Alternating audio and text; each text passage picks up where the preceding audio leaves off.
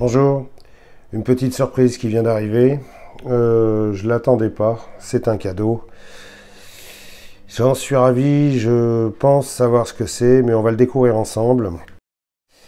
Il est arrivé ce matin, donc je vais procéder au déballage devant vous.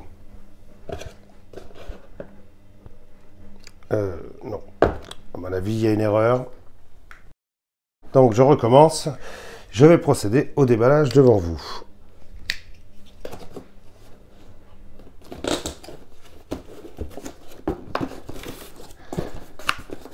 Là tout de suite, c'est pas du tout la même taille. On va voir tout de suite, on va pas trop tarder.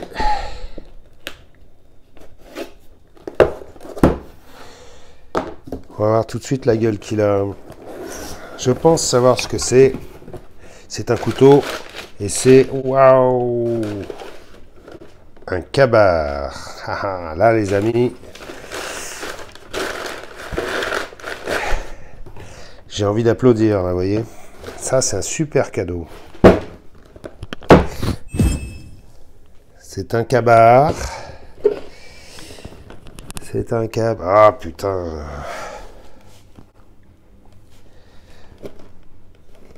C'est un Ka-Bar. Oh là oui, c'est le full size foliage green.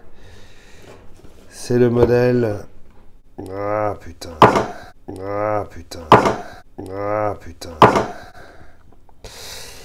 Arrête de dire putain. C'est le modèle USMC en version manche en craton. C'est le modèle 1211. Un modèle qui est super connu. C'est le remplaçant en fait de je sais plus quel autre modèle qui a les plaquettes, qui avait le manche en cuir. Celui-ci c'est une version plus actualisée avec le manche en craton que je préfère d'ailleurs parce que la prise en main est pas du tout pareille, que c'est moins glissant, ça colle vraiment au doigt. Ça c'est vraiment un super couteau là, je suis mais waouh, je suis ravi, aux anges. C'est un vrai beau cadeau qu'on m'a fait là. Avec son étui en plastique.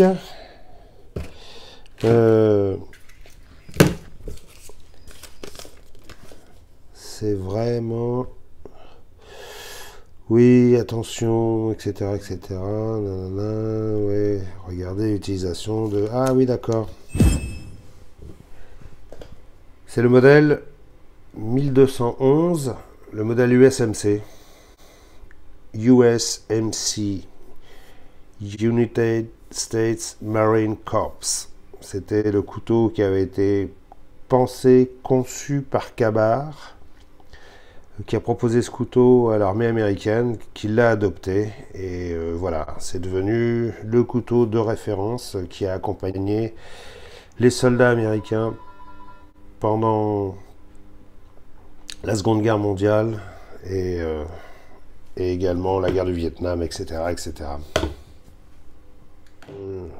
J'aimais bien cette couleur là, le foliage green. Je sais pas si on se rend bien compte à côté du blanc. Ouais, c'est un vert feuillage quoi, voilà. Les amis, je suis ravi. Vous pouvez pas me faire un plus beau cadeau que ça. Alors,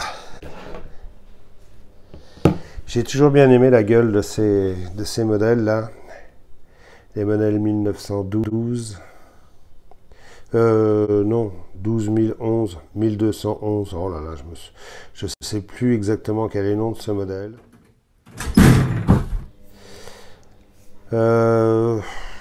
C'est du Ka-Bar.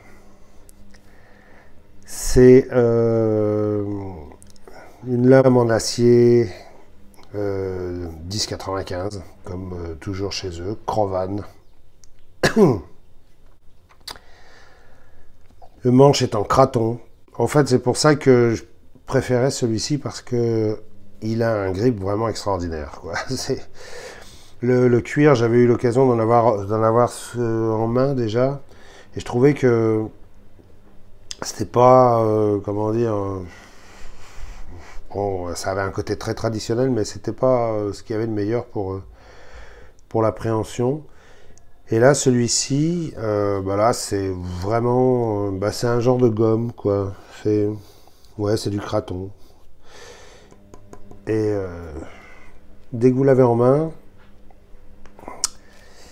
c'est tout de suite un bonheur. Alors, c'est vraiment un couteau de combat, hein. C'est le couteau que tous les Marines américains, depuis la Seconde Guerre mondiale, avaient aux côtés. Je crois que c'est toujours un couteau qui est en dotation dans la marine américaine. Mais plus dans ces versions-là. C'est pas un couteau de bushcraft, ça c'est sûr, c'est un couteau de combat. C'est un couteau qui est destiné à saigner son adversaire, quoi. Ça se voit. Il a l'air de couper. J'avais entendu dire que ces couteaux-là arrivaient pas franchement rasoir. Ben, on va tout de suite voir ce que ça donne. Avec mon papier magique. Oh bah ouais. Rien à dire. Rien à dire. Les gens qui disaient que leur couteau n'était pas coupé en sortie de boîte, là franchement celui-ci on peut pas dire le contraire. Hein. Yeah, regardez ça. Ça rentre tout seul. Là vraiment je suis ravi. Je suis ravi. J'aurai pas besoin de le réaffûter. Alors, les caractéristiques de ce couteau. Alors pour le peser, malheureusement ça va être un peu compliqué parce que je n'ai que ma petite balance là. Ma grosse balance est en panne. Donc avec ça, ça va être un peu difficile. On devrait pouvoir y arriver en trouvant le bon équilibre.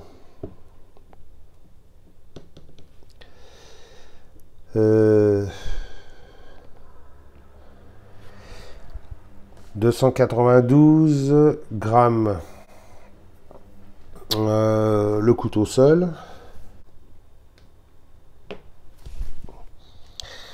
416 grammes avec l'étui. C'est vraiment une belle bête. Là, il n'y a rien à dire. C'est vraiment une belle bête. Alors, le système de l'étui, c'est assez particulier. Il a un blocage sur le côté, comme ça, et il faut appuyer sur l'arrière du couteau pour le débloquer. Vous voyez?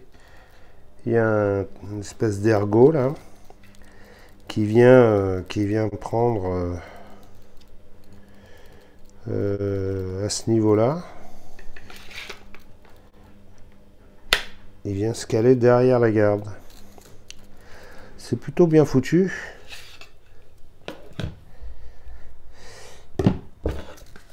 C'est un étui ambidextre, bien sûr, avec une partie en toile souple. Malheureusement, j'aurais bien aimé que ça soit démontable. J'aurais pu quand même se mettre quelques vis. Ce qui est chiant avec Ka-Bar, c'est que des fois ils font des étuis qui sont bien réfléchis, mais ils vont pas jusqu'au bout du truc, quoi. Ça, c'est un peu énervant. C'est un étui tactique, mais là ils obligent à le porter impérativement à la ceinture. Voilà. Si on veut pas, ou alors sur une plaque de jambe, une plaque de cuisse là avec ce système-là, ou sur un holster spécial. Mais si on veut le porter par exemple sur un gilet tactique ou autre chose, ben on est obligé de péter les rivets là, et puis voilà. Du coup on perd le système. Je trouve ça un peu dommage. Ils auraient pu quand même pousser le délire jusqu'à mettre 4 vis, et puis voilà, c'est pas ce que ça coûte des vis. Bon, d'un autre côté, je pourrais très bien en mettre moi-même. Mais bon, c'est quand même un étui qui propose un système de vis et d'œillet pour pouvoir le fixer sur des systèmes T-Clock, etc., etc. Et puis il y a ça que tu peux pas virer, quoi. Voilà. Bon, ça c'est Ka-Bar. Leurs étuis, souvent, c'est une bonne idée à la base, mais ils vont pas jusqu'au bout. Par contre, la rétention, oh là là, rien à dire. C'est carrément bien. Ce couteau-là, je suis ravi, c'est vraiment un beau cadeau. C'est vraiment un très très beau cadeau. Au niveau de ses mensurations, il fait longueur totale, fait 30 cm. 30 cm. Longueur de lame jusqu'à la garde 18 cm à peu près, un peu plus de 17 cm 5. Longueur de tranchant, je dirais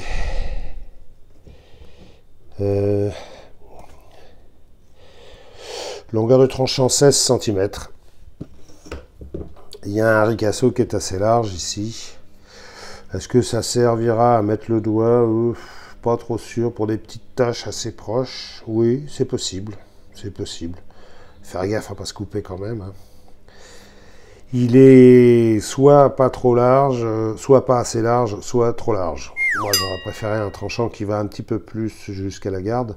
Mais bon, j'aime pas les ricassos. Ça, tous ceux qui me suivent le savent. Je n'aime pas quand il y a un espace comme ça entre les tranchants et la garde. Bon, la garde, il n'y a pas de souci. C'est vraiment une garde de combat, quoi. Ce couteau, il a été étudié pour ça. Dans toutes les prises. C'est vraiment... Et puis ce craton là, c'est vraiment excellent. Épaisseur de lame.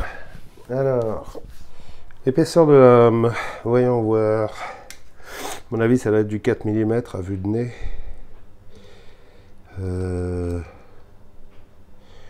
Ouais, 4 mm 3. 4 mm 3, 4 mm 35, voilà. C'est pas très épais pour un couteau de combat, mais bon, ça lui donne un poids relativement raisonnable. C'est pas du plat de semelle, c'est une soie traversante. D'ailleurs, on voit bien de quelle largeur est la soie là. Ici, je sais pas si vous allez vous en rendre compte. Elle fait à peu près 1,5 cm de largeur. Disons la largeur de mon doigt, et elle passe à l'intérieur du manche, probablement en se rétrécissant et en arrivant jusqu'au bout. Bon, ce couteau n'est pas fait pour bâtonner comme un malade, mais c'est possible, il y a pas mal de mecs qui l'utilisent en forêt. C'est quand même un couteau qui a été conçu pour être un couteau de combat et un couteau polyvalent pour les troupes américaines. Hein. Donc il y a des choses qui sont tout à fait possibles de faire. Celui-ci, tous ces cabards-là, sont fabriqués aux États-Unis et à New York, chez Kabar. Et vous voyez, c'est gravé dans la lame, USA 12011, modèle 1211. Et là, vous voyez Kabar, c'est All in New York, je crois. Enfin, une chose est sûre, c'est qu'ils sont réellement fabriqués à New York. Je trouve que c'est une forme de lame magnifique. Je pense que beaucoup d'entre vous trouveront la même chose. C'est vraiment un beau couteau, quoi. Il a de la gueule quand on le sort. Il existe un modèle plus petit. Il y a un modèle short qui fait exactement 75% de moins en taille. Non, qui fait, pardon, je recommence. Le modèle short fait 75% de la taille de celui-ci. Ça veut dire qu'en gros, il est long comme ça. Voilà. Pour les petites mains, pour les femmes, pour ceux qui ont les mains fines, il est un peu moins cher. J'ai vu ça, mais il doit coûter 20 € de moins.